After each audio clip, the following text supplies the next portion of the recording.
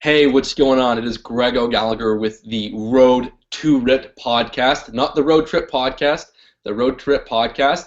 And I'm here with Dan John. He's really someone that I've admired for several years. He's been on the forefront of the fitness industry for a very long time, a very acclaimed writer and speaker. And he actually, he co-authored a book called Fat Loss Happens on Monday, which is brilliant. I've had a chance to kind of read through it and get a lot of insight, and so I think there's a lot in there to share. And so we're going to be talking a little bit about it, about the book, and just shooting the shit with the man.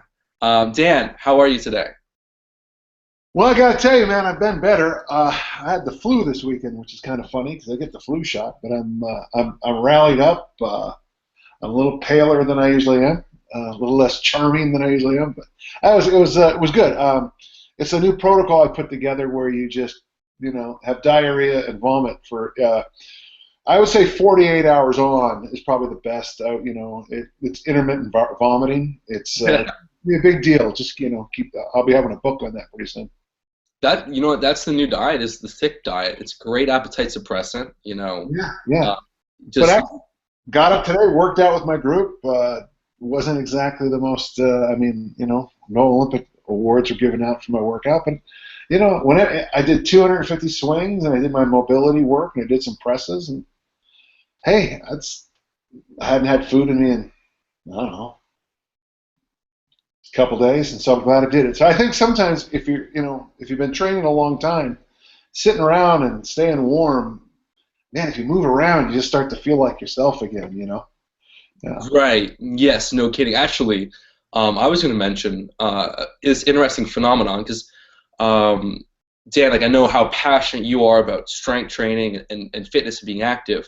Funny enough, what happened to me was over the Christmas holidays, I ended up kind of being like, you know what? I've been training, like, hard and consistently for so long. I want to give myself that break, and so I gave myself a couple extra rest days, and and then it was like so much was going on with Christmas, and I wasn't sleeping well because there's so many people like crashing the house, and there's all this going on. I was like literally at this point where I was like, okay, like I had that day planned, which was after like a 4-day break to work out, and it was just this busy day, and for the first time in a long time, I really felt myself not wanting to go to the gym. Like I slipped into that mode that most people are in, where they feel that resistance to go into the gym, and I don't get like that because it's been such a powerful habit. And once I felt that, I was like uncomfortable. Like, this is not where I want to be, and I forced myself to get to the gym.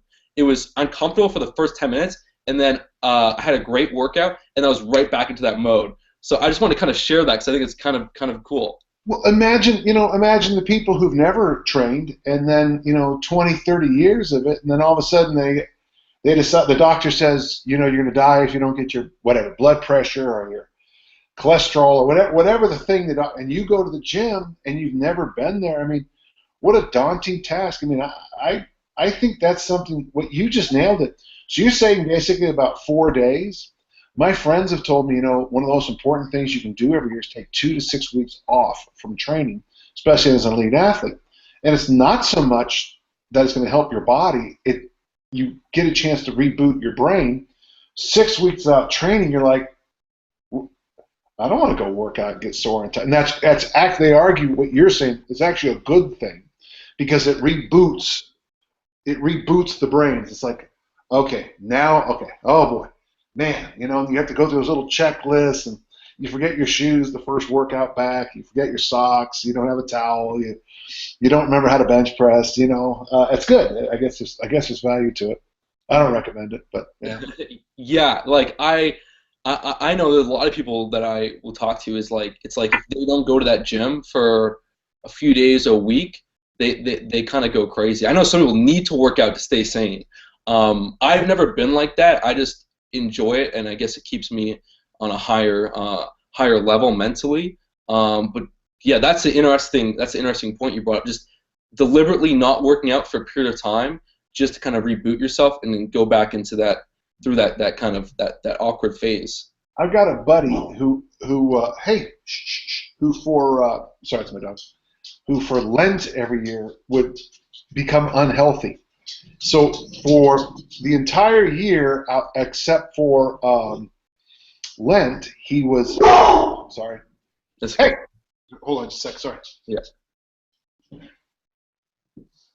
Except for, he was this guy who always ate. He called it dragon juice. These terrible liquids, and he used to, do all these. He would meditate for an hour a day, and except for Lent, he would smoke and eat bagels. And he would tell me by the end of Lent, he couldn't wait to get back on a liquid diet. He couldn't wait to do yoga. And it's kind of the opposite way to do things, but I've often told really good athletes, go try to get really fat and out of shape. Go try to do it. Consciously, after your year is over, consciously get in the crappiest, most awful fat shape you possibly can. And they'll come back a couple weeks later and they'll put on a pound or two, but it's nothing. It takes 20, 30, 40 years of sloth to get yourself in crappy shape. I know I'll probably get shot. Someone's going to be pissed off that I said that, but, to get yourself so out of condition that your blood is goo and your waistline is 73 inches around, or however you guys do it, 2 meters around, it's a hard effort. And I think people forget that sometimes. Getting yourself out of shape takes a long, long time. Not the 4 days you took. So you're okay. No, that is a great point. Because it's like there's a certain reflection of how you look with how you feel. If you're forcing yourself into this unhealthy lifestyle and you're overeating on crappy food, you're not being active, inside you're going to feel horrible. And it's an uncomfortable place to be, especially if you've been in the point where you've been fit and healthy. I know, like, just a kind of random example, but I know when people go on, like, spring break trips and they're just drinking and partying nonstop, at the end of the week they're like, get me out of here. I don't want to be here anymore. I mean, for most people, there's always that minority that, like, is just crazy partiers that can do it nonstop, but most people are like, oh, I can't wait to get home. A lot of people actually get in better shape when they go to all-inclusives, and I'll tell you why. They finally sleep and they finally relax. So they turn that cortisol button off finally. Right. Some people go on these all-inclusives will come back, God, I ate 20 meals a day and I've lost 5 pounds. I think the biggest issue we have, especially in the United States adult population, is we are under stress. We have our capitalist society here is so stressful, so in your face. There's always winners, always losers. If your kids aren't perfect and your job isn't, cool enough, you're under stress all the time. I think that lends itself to the obesity epidemic we have here as much as anything. So I would argue most people really should take a few days off and, turn that gauge down a little bit. Yeah. Right. Actually, yeah, that's a definitely. This is a discussion that we can kind of delve into, and the phenomenon that you mentioned earlier, where someone will go away and they'll be on a vacation. That's especially true for, like, people that were dieting and strict and kind of obsessed with this whole idea of getting the fat off. Yeah, they actually, when I went to Miami a couple years ago, I was kind of too obsessed with the fitness thing, and I was like, a lot of my self-worth was invested in the idea of being 8% body fat, and so it was stressful. And finally, like, I was about to go to Miami with a buddy, and I'm like, shit, like, dude, how am I gonna stick to my macros in Miami? Like, what am I gonna do? And finally, I'm like, fuck it, I'm just gonna have fun and do the best I can and enjoy it. And actually, when I came back, I finally had those couple of veins on my lower abs. Like, I must have lost, like, that cortisol went down. I was able to enjoy it. I was just relaxing, and I didn't even overeat, but I was just more moderate, which is a very, very cool phenomenon.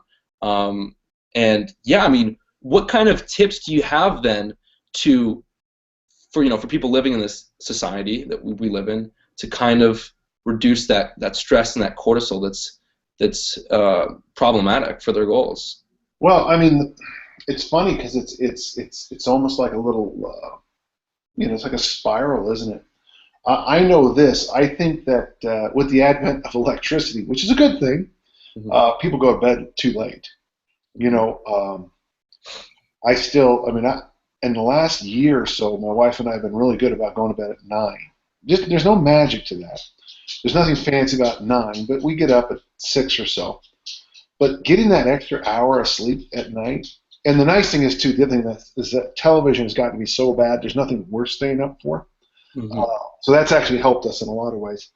But I would argue, it starts. I would always say starts with sleep first. Sleep is the answer.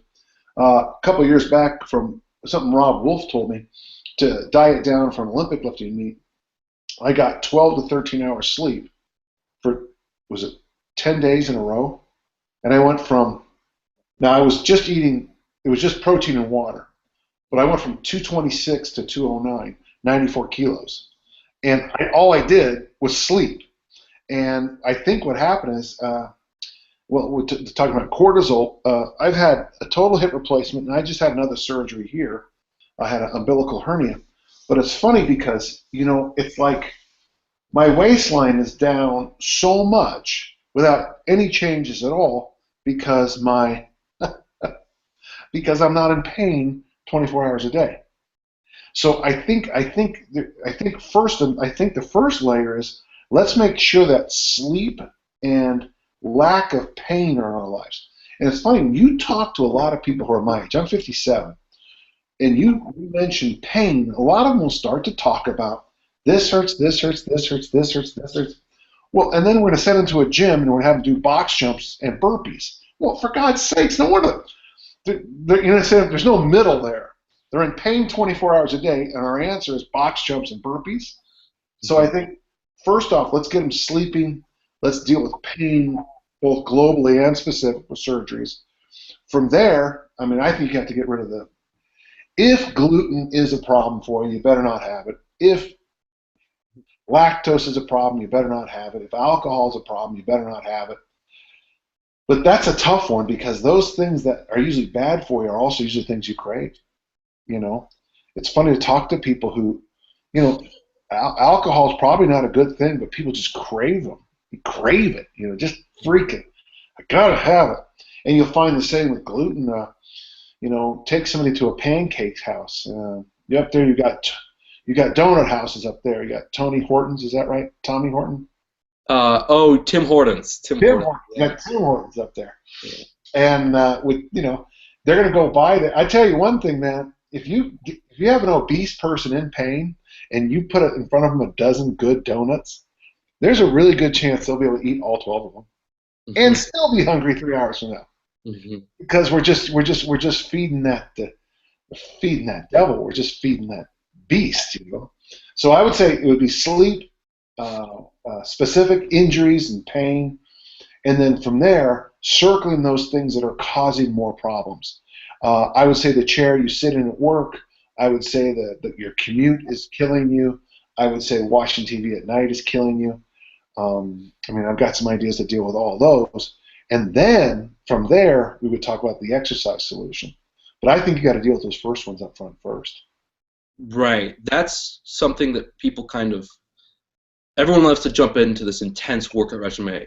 It's going to get those rapid results, and ultimately, like as you mentioned, that could just be adding stress if you're not ready for it. There's these important things to address first, and so yeah, if you have these pain going on in your body, it's better to address that first to jump into a rigorous workout routine and get the lifestyle in order so that you're not like adding more stress into your life. You got a person who's always tired and in pain. I think part of their answer is going to be exercise, which is going to put them in pain and make them more tired, right? But I think you have to, that's why I think you have to think of it more of a spiral where this impacts this, impacts this, impacts this. If you can get someone to straight, if there's a show called Biggest Loser or something like that, and I've always argued, if I ever got that job, I would take somebody to probably a cold beach area. You guys got some beaches up in Canada, a place they could walk on the beach every day and just really just turn their emotional engines down. Mm-hmm. Get them to relax, go for walks on the beach. You see if you can get them out of pain, get them sleeping. No, if you've ever slept on a cold in an area that has cold ocean breezes, you sleep at night because it's too cold to do anything else. So that's just one of my thoughts. Yeah, I personally think that show Biggest Loser is pretty much what not to do. It perpetuates the problem. It adds like more. It kind of reinforces the obesity images. It just sends the wrong message. It's like, in order to get fit, this is what you have to do: starve yourself, Eat it 12 all. hours a day. You know what though? I haven't really watched the show that much. So this is just me from a bird's view, but no question, it's not how you go about things. And what you proposed, just literally, because usually when someone lets themselves get that overweight, they're not just. It's not just that they like food; it's that there's a strong emotional element tied towards it that's Well, kind of pushed them into this heavy state. And so, when they can measure obese clients' eating habits, the thing that usually shocks everybody is they don't truly eat that. Now, there are people that do. I mean, there are people, but many people who are obese don't have that much more food than you think. mm, Sometimes the numbers are strikingly low, but it's this over time. right. Plus, and I always argue, all those inflammations. I mean, if you're shoveling down this food to deal with, and it gives you those big red marks here and puffs you up here and puffs up all the. I mean, if you're puffy here, man, guarantee inside you're puffy too. Whatever puffy means. Yeah. Mhm. Right. Yeah, but I mean, like as you're saying, just kind of doing just getting more. Because I think one thing you talk that's heavily focused on your book is this idea of being responsible and irresponsible, and developing healthy body image relationships, healthy food relationships, and that most people when they're focused on this goal of dropping fat, we're like the bottom line. We're only human. We're gonna screw up. No one literally creates a diet they're gonna follow and sticks to it 100% and never screws up once. It doesn't happen. The only way that happens is if someone throws you in a jail cell and like feeds you whatever it is. And And that works. And that works. Castaway with Tom Hanks. It yeah, works really, really well. yeah, that works like fail proof. But yeah, so I mean, Right now. yeah, so what happens is when someone like, for example, when someone messes up, they become irresponsible. They turn it into an emotional reaction. They get down on themselves. They beat themselves up. And common logic would say that it's good to beat yourself up when you screw up because you should do better. And it kind of, in a weird way, backfires on you because it kind of reinforces some of the issues. And so the solution to that, as you talk about in the book, is to be responsible. I mean, almost be more logical and focus and kind of turn it into a learning experience and focus on what you can do next time as opposed to killing yourself over it. Because that's only going to make you more rational, right? It's only going to make you go into a more extreme diet. It's only going to make you tell yourself that, you know what, the day's over, so I'm just going to eat whatever I want. That was what caught me when I first talked to Josh Hillis. That was the thing that just hooked me with his belief. He'll go through a food journal with a client, first week, second week, and circle and say, you have 21 cheat meals this week. Last week, you had 21 cheat meals. Of the, 28 times you ate, 21 of them were cheat meals. And instead of saying, I want you to go to 0 next week, he says, any chance we can cut these cheat meals, the ones with candy bars and bad food, whatever you want to call bad food, down to 15 next week? No, he doesn't get. See what I said? You had 21 cheat meals on week 1. He says 15. Now, Edna shows back a week later. She's like, only had 13. Man, that's awesome. That is so great. Because Josh's idea is that, you can't go from the worst diet the world's ever seen to perfection in a few hours. You need to go, you need to make steps. Plus, there are going to be birthdays, there are going to be weddings, there are going to be Super Bowls, there are going to be New Year's. So you got to just plan that in. Let's be big kids. I know at the Super Bowl party, we're going to probably have a 6-hour sitting around eating crappy food and drinking fest, right? Doesn't make our Thanksgiving in the United States. Doesn't make you a bad person or a good person. Just what it is. So why don't we just say a week ahead of time, hey, Thanksgiving's on Thursday. Maybe on Wednesday, let's be really strict.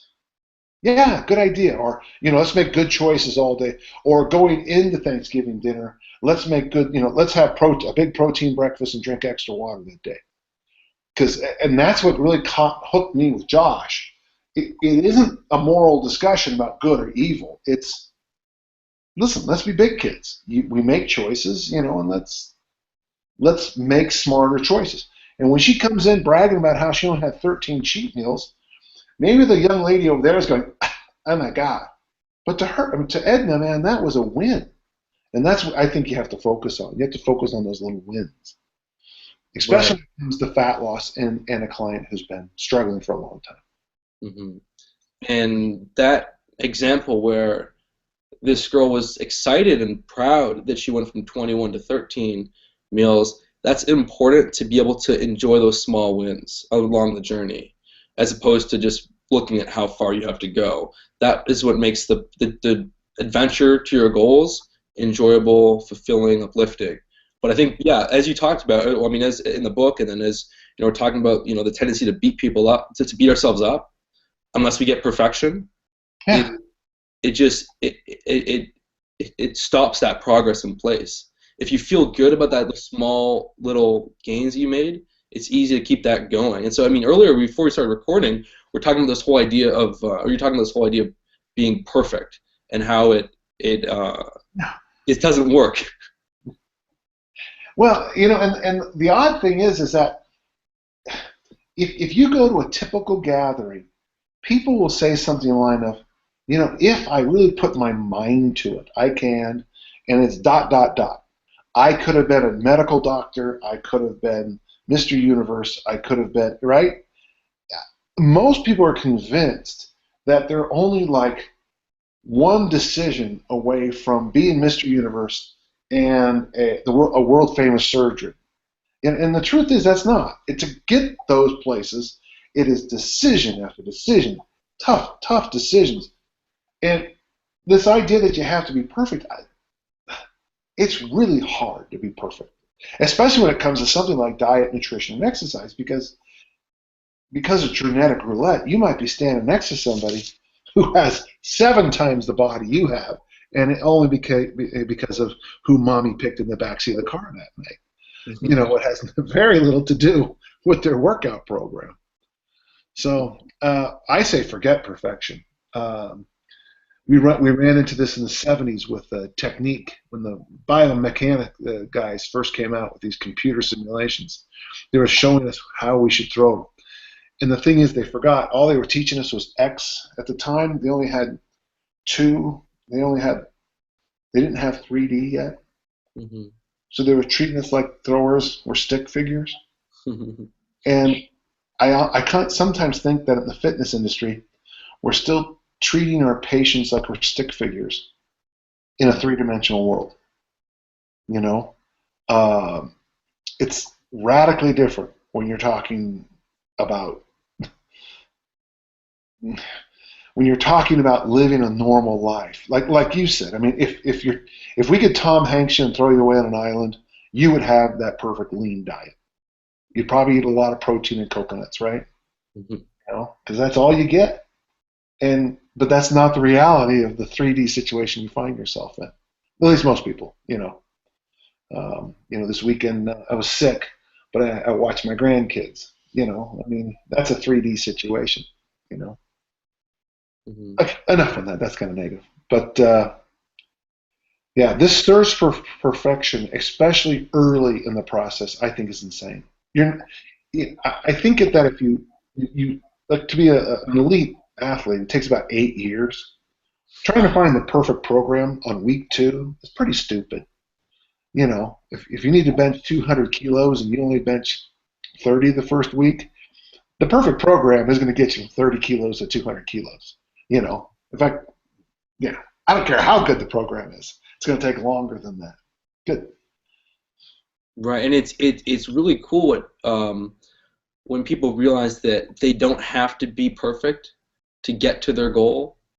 that perfection is kind of like this grandeur idea we have in our head that like this is what it takes to succeed, that there's no room for errors, and it's like all you have to do to get to your goal is to get a bit closer this next week. Show up is what we say. Right. In our gym, show up.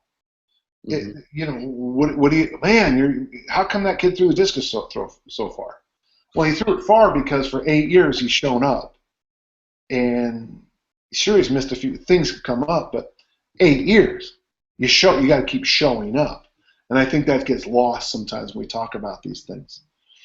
You know, when we're talking about Josh's book, that's the thing I like best about it is, you know, Josh argues this. The reason it's called Fat Loss Happens on Monday is he argues that food preparation is the key, okay, for fat loss, okay? And what I liked about it is he thinks, and we were joking one time, that if you're going to take ephedrine and caffeine supplements and get your buzz going, you should probably get your buzz going when you go shopping to go buy your vegetables. And you should probably come home and put on your loud rock and roll music, you know, and really crank up the head, you know, bang, while you're chopping your vegetables and making all your Tupperware trays of food for the week. To him, if you're going to strive for perfection, strive for that shopping, for the perfect shop, for the perfect cutting chicken, for the perfect slicing turkey, for the perfect, you know, salads that you make for the whole week. And his idea that if you're proactive enough on something like that, everything else the rest of the week's pretty simple. You know, I've always felt that way as a coach. You know, if we get the fundamentals and the basics nailed down, man, we can just hang on and run with that for months, man, for years. Yeah. So that's why I kind of like his approach. We try to have a little bit. This is a calming beverage to settle my tummy. Yeah, I mean, these are all really important things to get into gear, is that you don't want to make things harder than they need to be. So if you've just had a busy day, like, I mean, this is why it's important to kind of, I mean, this comes back to the whole idea of being responsible or irresponsible. When someone screws up and they're irresponsible, they'll lash out on themselves, and there'll be like an emotional response. Maybe they'll say, "I'm not good enough to be fit. I'm not good. Like I'm not good enough to like achieve my goals. I can't even get this right. Mm-hmm. I can't do this right." And this mindset is negative. This mindset is reinforcing the fact that you can't do it. And the whole idea is you're just asking for more perfection, which perpetuates the idea because we can't be perfect, nor do we need to be perfect. And so, I mean, what we're talking about here is a good way is to be responsible, so that when you do mess up, you're like, you know what? I was busy at work. I came home. I didn't have my food ready, and I couldn't. And then so it's like you don't want to make things harder than they need to be. So if you have all the food, if you already grocery shop, you have all the food, then it's so much easier to stick to the plan. Same way as if you have cookies out in your kitchen every day that your wife cooks, it's so much harder to like stick to, you know, solid nutrition, because of course when those cookies are out in your face, you're thinking about them. You wouldn't have never thought about cookies before, but because they're in their face, you're thinking about them. So now you want to like have a cookie, but then you say, no, I can't have a cookie because I'm on a diet, and you resist that, and then eventually you're like, you know what, I can't take it anymore. You have that one cookie, you're like, why did I eat that one cookie? Then you eat all the cookies, and then you're beating yourself up, and you're like for the next year, I'm not gonna have a single cookie. And then 3 days later, same thing happens, and so it's like, don't make it harder. Get rid of the cookies, actually. The research on free will and self-discipline say exactly that. Mm-hmm. It's better to eat the effing cookie long term than it is to use all that mental energy about not eating the cookie. Mm-hmm.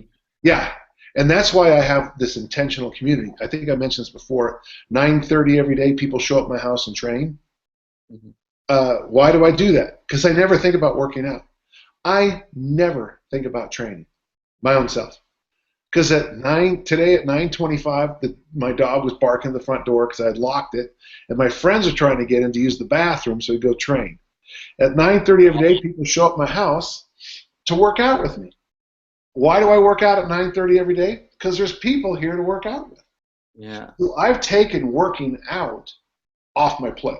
Here's the other thing, intermittent fasting, right? We both agree it's got some value, right? Yes. Yes. I think not eating, for me, now I'm 57, so it's different. I think after 50, I don't know how you would eat 6 meals a day after 50. I don't know how you do it, because it would just turn to fat right then. I eat basically 2 meals a day. Well, intermittent fasting to me is 100 times emotionally easier than if I started my day with half of a grapefruit and one egg, and then I put turmeric and you know how they do all this stupid, whatever, and then 1.5 grams of protein powder with the elderberry and shit, I'd be starving by 10. Versus with intermittent fasting, you just don't eat. Yeah. It's so Danny, what's your training program? Well, I wake up, I work, my friends show up, I train. After my friends leave, I eat. Ooh, so you do intermittent fasting? Yes, exactly. It's exactly very fancy system I use. See, I think you have to build in systems like we're talking about right now. For example, you come to my house any time of the year, unless there's been a party, we never have chips in here. We never have cookies and cake. Double check. Yeah, never have cookies and cake. We always have vegetables out. We always have wine out. But, you come to my house, it's going to be really hard for you to eat sweets because there's just not, I agree with you, they're just not here. So I think humans are more zero-sum. I think we're like a light switch on and off. So that's why I like intermittent fasting personally, and when I recommend it, because you're either eating or you're not. I work out at 9:30 in the morning because there's people here to work out with me. I hate to say it, but if they stop showing up, I don't know what I would do. I'd have to join a gym, I guess. To get people working. But I think we're on the right track here. Free will is in very low supply for most of us. It is hard to do it. Right. This idea of building systems, I think this is really important to emphasize. I don't think I've talked about this too much in the last 100+ episodes I've done, but this is really important. Because how can you take the willpower equation out of it? How can you just make it automatic? Put into autopilot. And fasting, as you mentioned, makes it very easy because it takes off all this need to plan and prepare all these meals, all this need to use discipline every time you eat, not to have a bit more. But now slide what you also talk about, Greg, with your standards. See, put your standards in there. You got the incline, the chin up, the bicep curl. Help me out. What's the fourth one? I do like the power clean or sumo deadlift. Okay. So, in other words, you have it in there. So on one side, on the dieting side, it's intermittent fasting. Right. On the other side, here are the standards I want you to attain. Now, to me, those are off-ons. Those are light switch. Can you bench press? I mean, can you incline, 17 times your body weight? Yes or no? Well, I'm joking. Whatever it is. Yes or no? You follow? Yeah. And until you reach that number, that's So okay. So what you're telling me is, if I intermittent fast and I reach these 4 numbers, good things will happen. I'll back you up. Yes. Yeah. Yes. That's how a system works. You have to have kind of both sides. You have to have those light switches and where we're going with it. That's why I like your standards a lot. I'm a big believer in standards. You know what, man? It's been something that a comment I'll get on my blog all the time. Are what are the standards for this and this and this? People love having those metrics to shoot for. Yeah. People love that. I when I was going through this fitness thing, I loved having something I could shoot for, so you feel that appraisal, I did a great job, and it made me motivated. And then it would then that was one of the reasons why I never really missed workouts, was because I just trained hard 3 days a week, but also I always wanted to get that little bit PR. I had my goals in mind. I knew I wanted to be here, and I always just was excited. I'm like, yes, can't wait for the next workout so I can get right here. And then that was awesome. That was really fun. So yeah. So tie it back into what Josh is saying now. So you take this female client who's trying to lose weight. She's at 21 cheat meals a week. Then we get her to 13.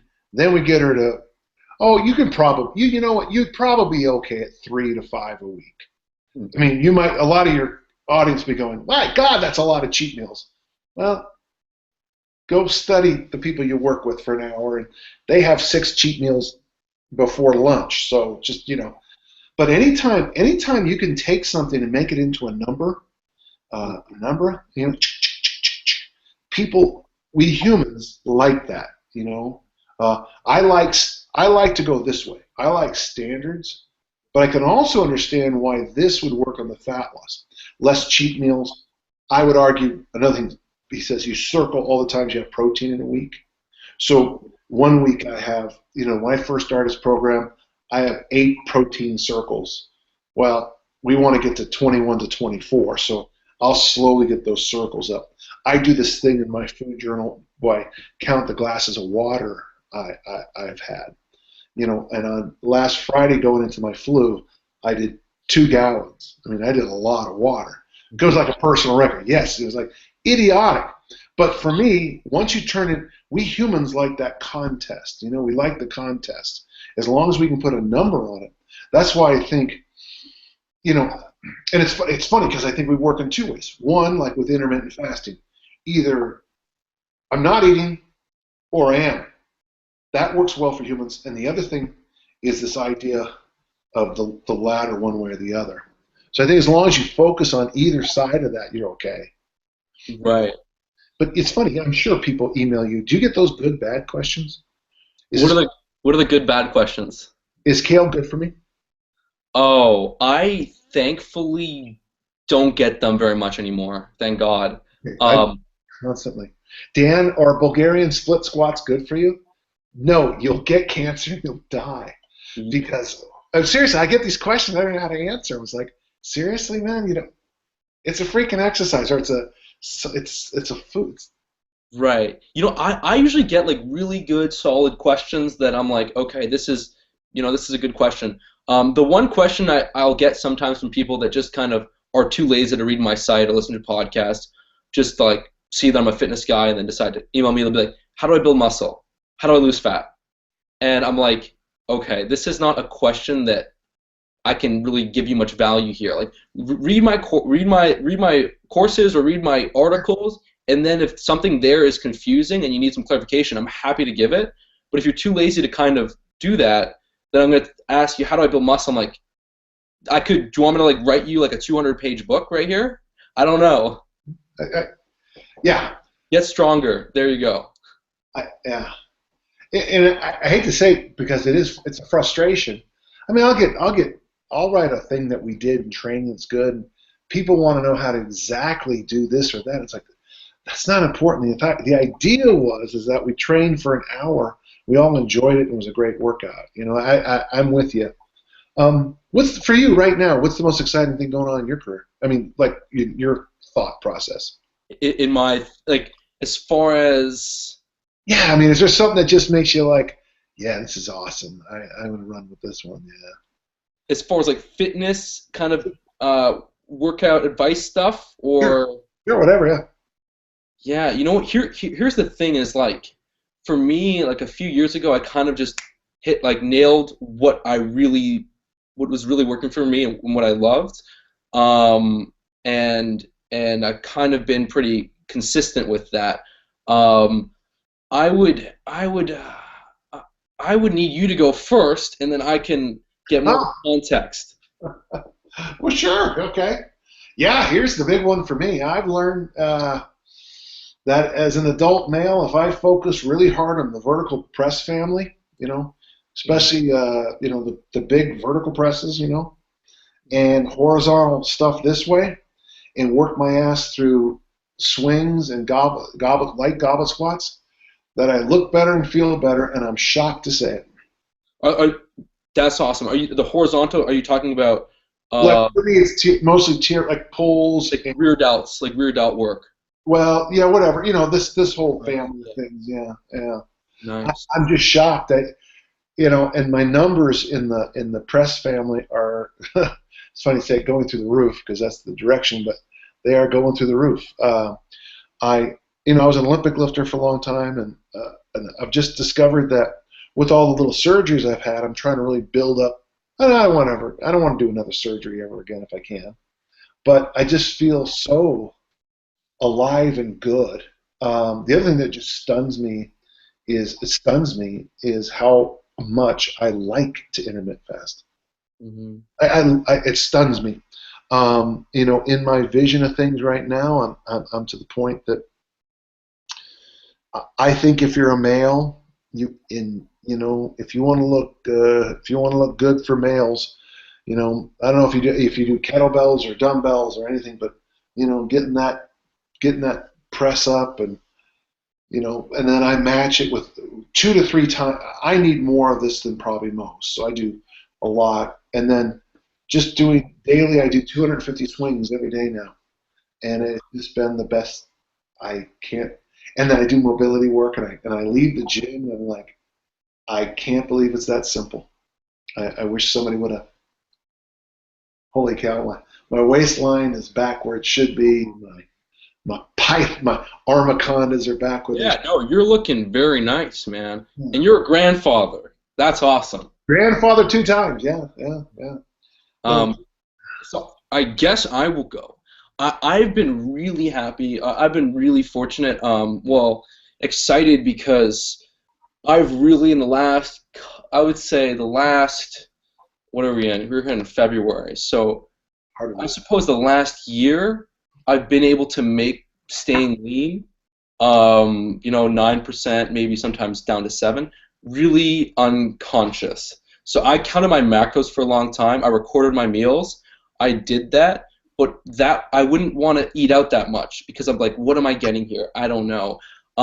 I wouldn't want to go on like vacation with friends or whatever like I wouldn't want to go out like to the weekend up to the cottage or whatever because I'm like, what's gonna happen? I kind of had this fear that once I stop tracking these macros, I'm just gonna overeat and put on fat, and so that's not something you can sustain. If you're just doing a 3-month cut, you can do that, but the long-term goal is to kind of almost develop this ability to be kind of conscious with your body and its true needs. And I think fasting makes that really easy because when you're fasting, it's a lot easier to stay full and satisfied without going over your calories. But it was so the past few months, I've been kind of gradually taking away my macro calculator on my phone, my app. I've been using that less and less. So at first I'd only use it, track 1 meal a day. Maybe I'd go out with friends and not record the meal, go out for restaurants. And eventually I realized that I could listen to my body, and as long as I was eating foods that really filled and satisfied me, like I for one know that if I am eating a lot of like rice as my carb sources, I don't get full and I'm going to overeat. I know that if I eat potatoes, bam, I stop eating at the right time. I know that if I stick to meats that are kind of lean instead of eating like really fatty meats, I end up reaching satiety for a lot less. So I mean, I've just kind of developed my own way, and then I'll like go out and I'll go to like Mexican restaurants and eat awesome like quesadillas, and I won't worry too much because the fact is I'm able to become more conscious. Where before, if I was eating out, I'd kind of like feel nervous and maybe I'd just kind of eat whatever. And I mean, it's been really cool to be able to develop the ability to make staying at a low body fat. Like I would love for someone to live with me for a week and just to see what my diet is like. They'd be blown away. I kid you not. Like they'll come out. Like sometimes I'll go to all you can eat sushi restaurants and like fill up a ton of food. I mean, once you get pretty lean and you start fasting and you're conscious with what you're putting into your body, and I don't know, it's just like you can stay lean quite easily. Hell, when I first started dating my girlfriend, she couldn't believe the amount of food I was eating, and not too long ago I was struggling to stay under 10% body fat, and felt like I was like way more rigid. But yeah, so I mean that's been that was a long answer, but I think anyone listening to this really should try and work on the ability to, yes, tracking macros is very good, but how can you still achieve great results without tracking macros? Because ultimately you can't be 100% exact with what you're burning and with what you're putting into your body. There's no way. Even the calculations aren't 100% precise. Yeah. So all you can ask for is to be in the ballpark. And you don't need after a couple months, you don't need a calculator to tell you that you're in a deficit. Right, because you just know. That Yeah. was long. I'm sorry. I just kind of. No. And Yeah. it's funny because you talk to great athletes in sports, and they'll tell you sometimes that you at first to here, say distance wise as a shot putter, you have to put all this work. You take 6 months off, and it takes you 6 days to get back there. And then over time, it's like the route becomes so simple. So I think you're on. So how many years would you say you've been focused on this? I would say probably the whole idea of like switching to like being less stringent with tracking things. No, the whole search for lean body mass. Okay, I would say when I really wanted to get lean, I was probably 18. I was 18. 18. So I mean, 5 years ago. Yeah. So yeah, that would make sense. I mean, we talk to people about this Olympic. It takes 2 Olympic cycles to figure it out, which is 8 years. I mean, so you're past an Olympic cycle. And I think what happens is a lot of people, the hard thing about our industry is a lot of people are around a year and a half and they're experts. But man, it takes a number of screw ups to kind of get yourself. Okay, this didn't. That was a terrible idea, but this was good. And I think it takes 4, 8 years to get where you're at right now, where you're not a psychopath. You're probably a lot more fun now than you were at 19, right? Yeah, a When you lot. take a picture of your meal at every meal, I mean, it's gonna.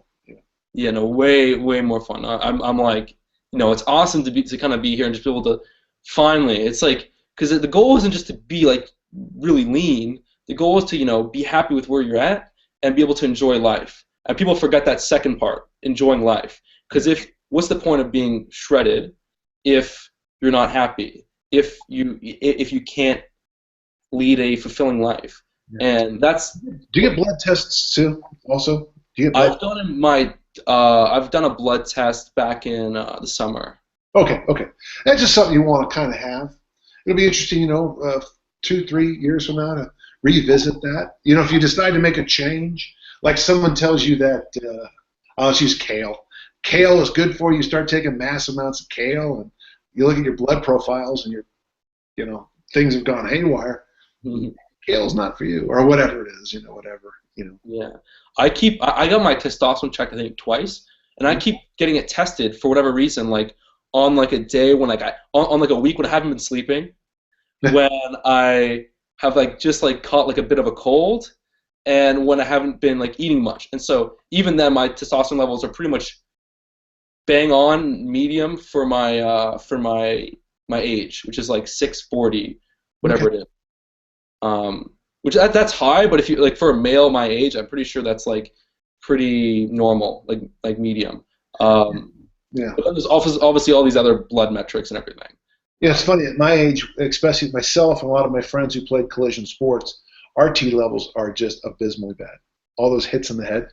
Oh no. Yeah, it's actually true. It's kind of fascinating, actually. Yeah, it's actually funny. Yeah. So that's why that's why one of the reasons I decided to be a little smarter about my training, get away from all the stuff that I thought was impairing my recovery. Like basic. I don't need to prove anything to anybody. I don't need to. I mean, like squats and deadlifts and even the Olympic lifts. I'll compete, but I just found that those were starting to really beat me up. To the beat down wasn't worth what I was getting out of it. Interesting. Yeah, interesting. I had to I I had to stop squatting because I really injured my back as a teenager. Interestingly enough, it was from actually I don't think people know this. I haven't talked about this too much, but I love single leg work, and I love Olympic lifts. I think Olympic lifts translate so well to being explosive and powerful, and I think that single legs are much easier to teach someone. So if I was going to prescribe someone a program and have them do like a reverse lunge, I think believe it or not, it's simpler than trying to like perfect a back squat. I don't necessarily disagree. I don't. Yeah. But yeah, so I I injured my back doing Russian twists. I was like 15 or something. I had 25 pounds, and I don't know. I guess I wasn't warmed up well, and I went to the side and I tweaked something, and there was like this. I felt like immense pain, like running up from like my calf all the way up to like my lower back, and then I tried to continue working out that day because when you're young, you don't know better. You Yeah. don't know like, okay, something's hurting. I should not do anything that aggravates it. So then I started doing some pull-ups, and like even during pull-ups, it's like painful. And then I ended up like a couple days later, I played some rugby, and since then it's like I have a very sensitive lower back, and so any heavy compression will bring that injury back into the surface, and I like don't I know why you're doing Russian twists, but okay. Yeah. that. I don't know why you're doing Russian twists, but yeah, Yeah, okay. no, I was 15, 16. It was not smart. I wouldn't recommend that exercise. It's very, very rough. That's funny. And yeah, and so then like since then like I always was adamant about like kind of doing squats, and I'd put up with the pain just to kind of do them. And then eventually I realized that actually I was feeling a lot better, focusing on single leg stuff and working on sprints and stuff of that nature. But yeah, I mean, well actually I did that article about the like shut up or squat kind of thing. Right. Yeah. So I mean Well, I think it's funny. I mean, I had a chance to see the great bodybuilders before bodybuilding became a short man's game.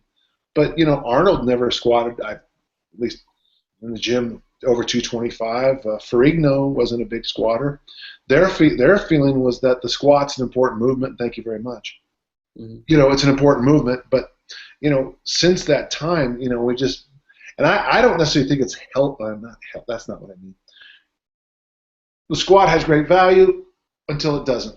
But it's like I would say that about every exercise. Having a big bench is great until working on your bench is getting in the way of all your I've other. had to let go of the bench press pretty much because when I do like 3 heavy bench press workouts over the course of a few weeks, at the third workout, my shoulders will start to like my rotator cuffs will start to ache. I Yeah, don't get that from dips. I don't get that from incline. Just flat barbell press. And so just it's yeah, yeah, yeah. I don't have a bench in my gym. yeah. I always tell people it's a space consideration, but the truth is, once you put a bench in, everybody gets in that little, dun dun dun dun dun dun. Then they just start benching, and by the time if you guys go over there and bench, the 6 of you, 5 of you, whatever, you guys will bench for an hour. I'll get my entire workout done while you guys just got your benching. And so, from a time management perspective, that's my knock on benching. Guys just spend way too much time on it. Right. It's a good exercise. I'm not against it. It's just time. Yeah. It's a see one of the things that I love about bench press is that compared to the standing overhead press is that a bench press you can lie down and you can lift the weight up, you bring it down your chest and push it up. So it's challenging, but it's not as demanding as a standing overhead press. Because during a standing overhead press, you're out of breath. 'Cause it's hard to like breathe. Like you're contracting it, you're pushing out, you're bringing it down. It's like you're winded after a heavy set of 5 reps, and it's like everything has to like be like contracted, and your core has to be stable. I think overhead presses, if you're like literally someone that's trained them for at least like a year, and you're getting up there in weight, I think overhead presses are just as tough as like heavy squats. Oh yeah. Well, it's like your feet will cramp up sometimes when you're doing overhead presses because you're grabbing the ground so hard. That's kind of cool. Mm-hmm. Yeah, and it's weird because I'll tell people for working the core, whatever you want to call it, doing a serious military man, because you have to be so, just locked and loaded down. You're strapped in, just to support the mass. That's but enough. So we didn't say anything bad about squats. We said nothing bad about bench press. Just said we have other choices. So no emails that I'm a horrible person because I didn't say squat every day. Right. Yeah. Bam. There you go. And I guess we can wrap up soon, but before we do so, we covered went full circle, and we kind of talked about the behavioral stuff, and we got into a little bit of training, and we've just kind of gone all across the map, which is really fun for a full, encompassing, entertaining episode. And it was cool to see that what's been really powerful recently for you is you found that if you start fasting if you work on your, some kettlebell movements, some overhead presses, a lot of, like kind of rear delt or like horizontal rows, everything kind of comes into gear. And so finding like really what works. I mean, is there anything else that you want to kind of finish off with before we wrap up? Oh yeah, I mean the usual kinds of stuff. At my daughter Lindsay, if you can just tell your people that it's pretty simple. I mean, I do have to agree with you. I think it's intermittent fasting, and I think that's a big one. I think training intelligently, of course, is big. People always ask about supplements, and my supplements are still, eat your vegetables and drink your water, and make sure you get your protein in, and then talk about fish oil and stuff like that. I've never seen this whole thing very complicated, very complex. Hard part is like what we were talking earlier. Can you make a 4 to 8 year commitment on this? And I think that's always going to be the key for most people. Everyone wants results overnight, but I don't know of a thing in life I don't know very many things in life that are wonderful overnight the first time. Love and all of its aspects. Love is an investment. Sexual act is an investment. To make it great. So I think, why should getting lean or throwing things far be any different? Mm-hmm. Yeah. Perfect. Well, everyone, thank you so much for listening to the podcast with Dan John. If you want to go check out his stuff, where should people check you out? Well, on my street out here, Westridge here in Murray, I'll be out there tomorrow. I'll be in a tight Speedo. No, danjohn.net. That's where I'm at. Facebook, Daniel John and Dan John Strength Coach.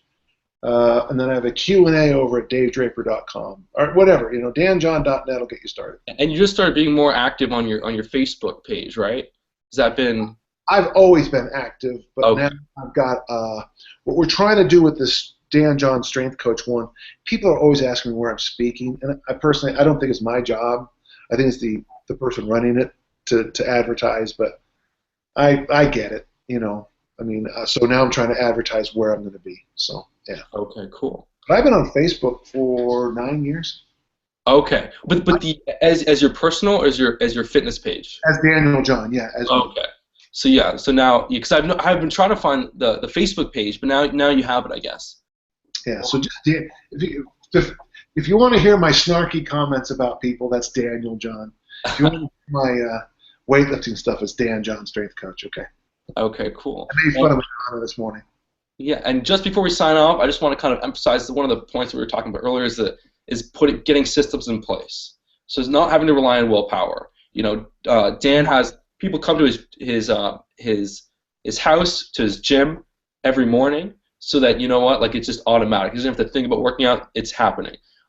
Stuff like find ways to make sticking to proper nutrition, sticking to your training almost automatic. And that will instead of having to rely on willpower, it will just kind of help shift those behaviors so much more easily. So that's something to really emphasize. All right, and I'm signing off. Thanks again. Always appreciate it. Stay in touch with me, okay? Yeah, for sure. Bye.